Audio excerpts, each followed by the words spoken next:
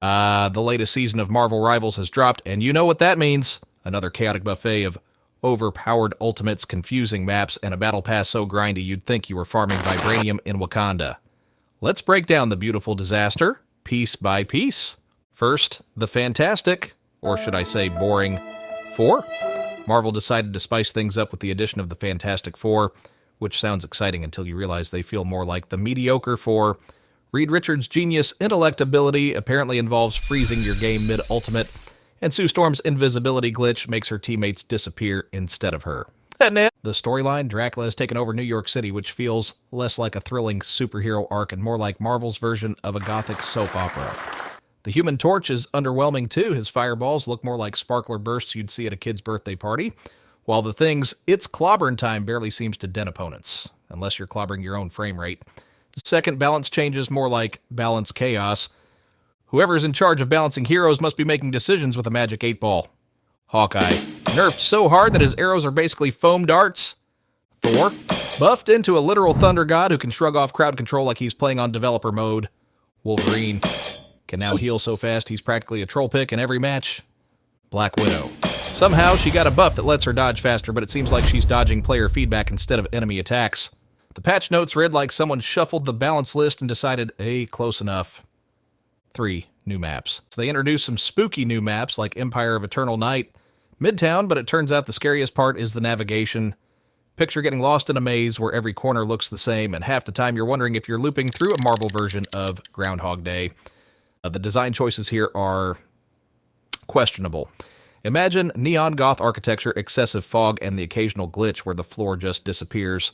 One streamer even joked that playing on this map felt like a crossover episode between Marvel Rivals and Silent Hill.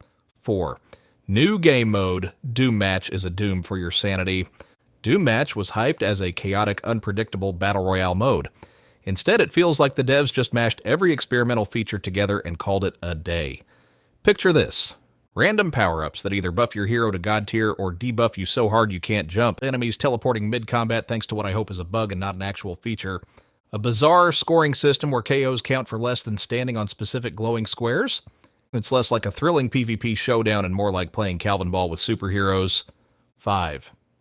The Battle Pass. Are you grinding for XP or your soul? Let's talk about the Battle Pass, a masterclass in how to make cosmetics feel unattainable. Sure, the new Iron Man Galactic Nebula skin is cool, but good luck unlocking it unless you're ready to commit to 50 hours of side quests that involve landing 500 headshots with Rocket Raccoon. Yeah, good luck with that hitbox.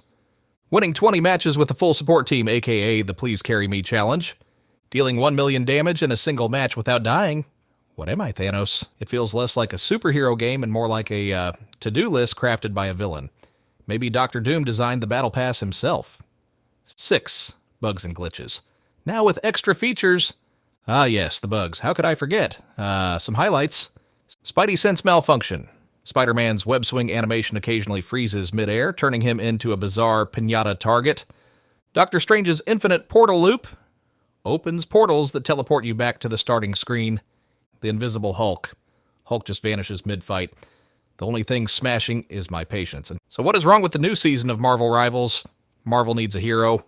Or a patch, in my honest opinion. At the end of the day, Marvel Rivals' latest season is like a classic superhero crossover event. Messy, confusing, occasionally epic, but mostly just leaving you wondering how it all got approved.